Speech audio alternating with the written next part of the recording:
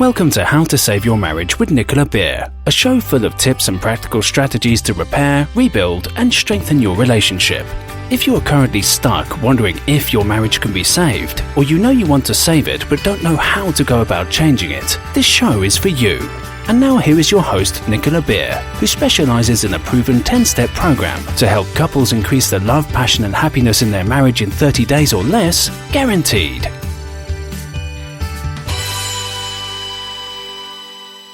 Hi and welcome. I'm going to be talking to you today about a really interesting topic that comes up again and again in relationship issues, and that's money arguments. And more specifically, the 7 ways to stop money arguments from destroying your relationship.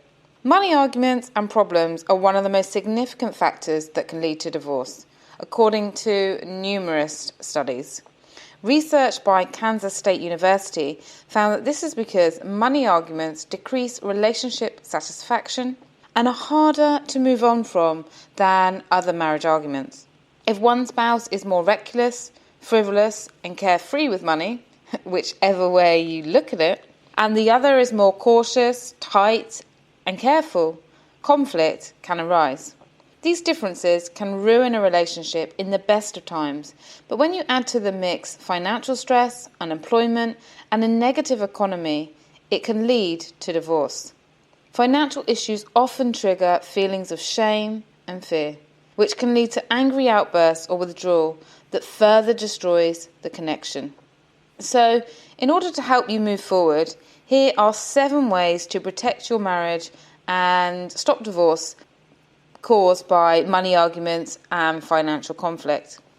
The first one is to overcome any deep-rooted issues causing money arguments. For many people, and I have to say I'm one of them, money has a powerful influence on me.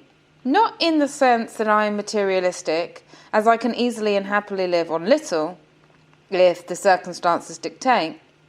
But I used to get really anxious and stressed when I lost money and worry about not having enough in the future when I didn't need to. My financial fears relate back to my childhood, where I witnessed the pain a lack of finances caused the family. It destroyed my mum's happiness, who was forever stressed, angry, and always very strict with money, because she had to be. A lack of money also led to constant bitter rows between my parents. The money arguments only got worse after they divorced. I learned a lack of money equals pain, and you must avoid it at all costs, even if that meant overworking or being tight on yourself to save. If you grew up not having much money to live on, struggled in your college or university years, or had brief periods or even long periods of unemployment, a lack of money may literally freak you out, like it used to really freak me out, where it impacts every area of your life, including your ability to sleep and function. The worry may be so great that you just can't relax, becoming easily irritable or too controlling as a result, which for obvious reasons can cause a great deal of tension to family life, because no one wants to be around someone controlling or uptight.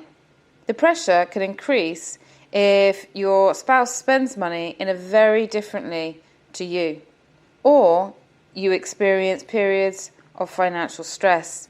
The opposite is also true, though, I have to say. You could have a financially difficult childhood and become a spendthrift, lavishly buying gifts for your family or for yourself, and spoiling your children, spoiling your loved ones.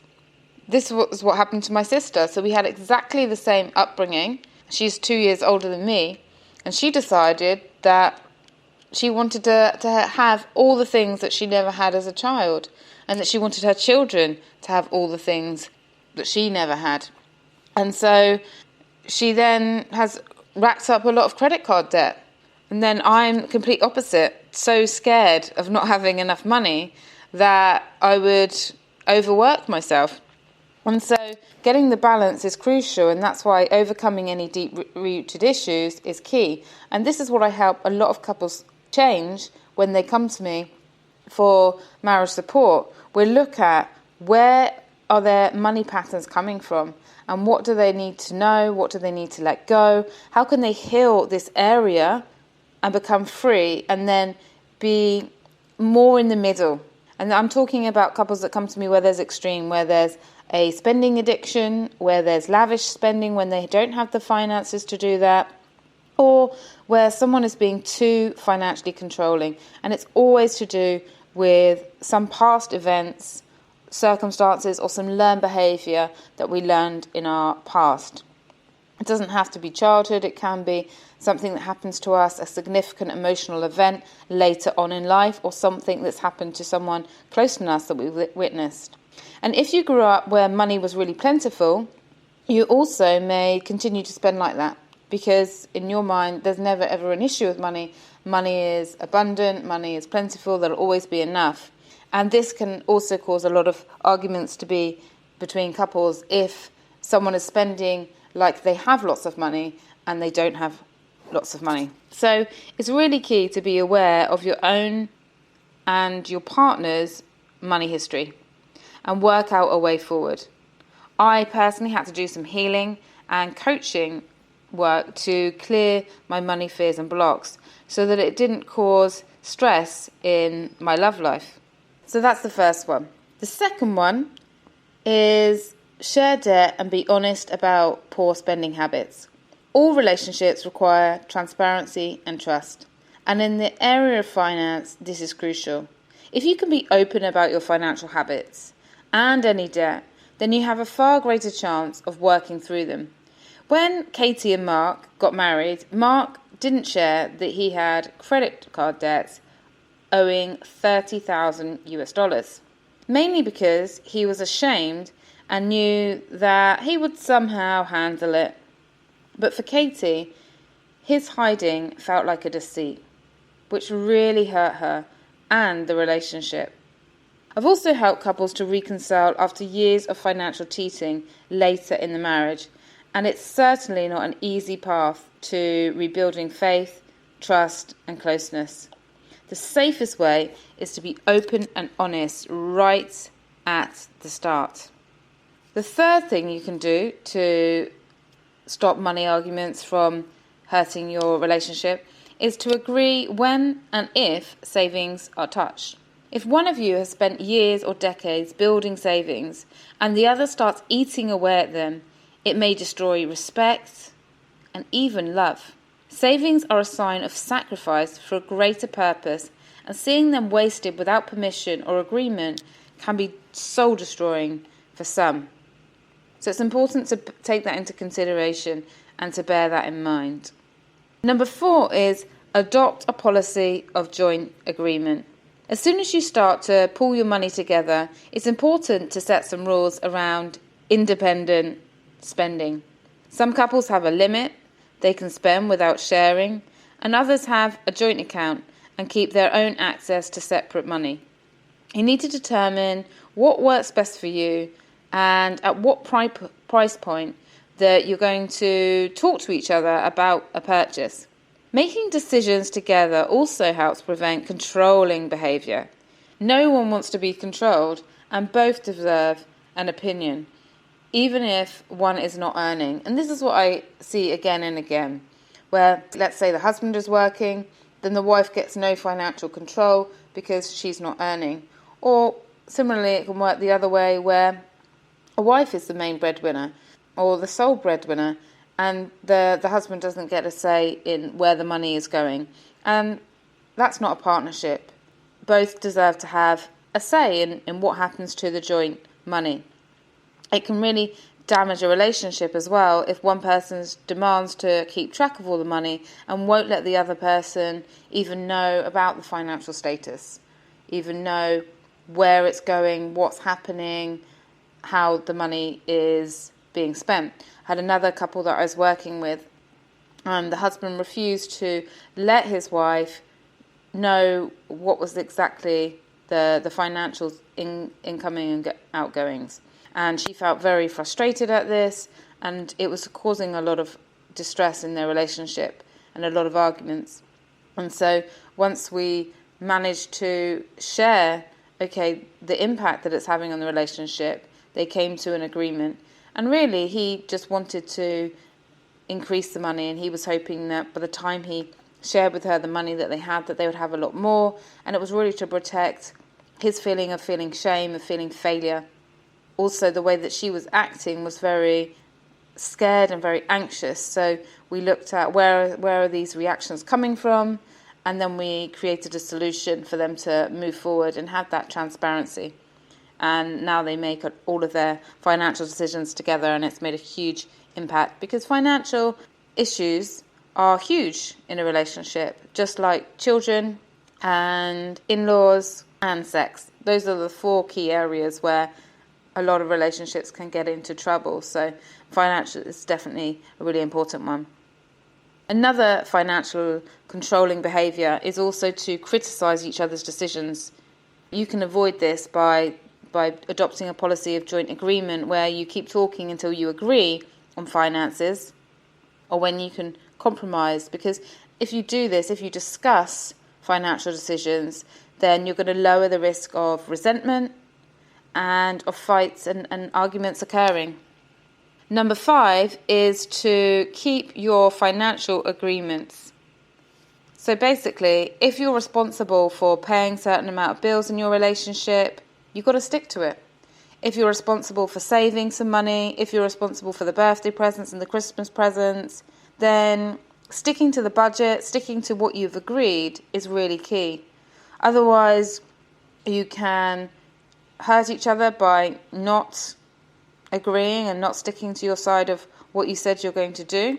Also, you can damage your partner and the family's credit ratings if you're getting into debt on things that you said you would pay, and this can lead to further fallout.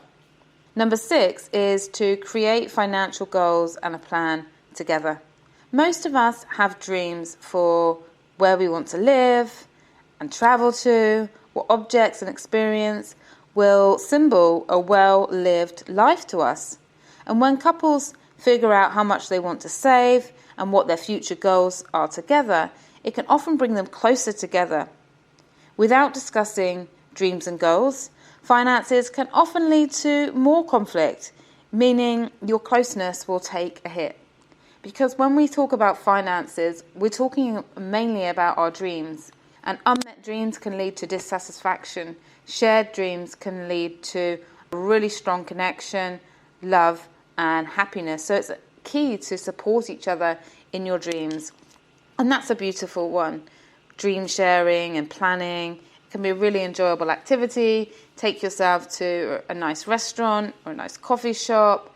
Sit there and really relax. Set some really empowering goals of what you want to have in your life moving forward, or how you're going to get out of debt, and then what you're going to do when you get out of debt, if that's your circumstance at the moment.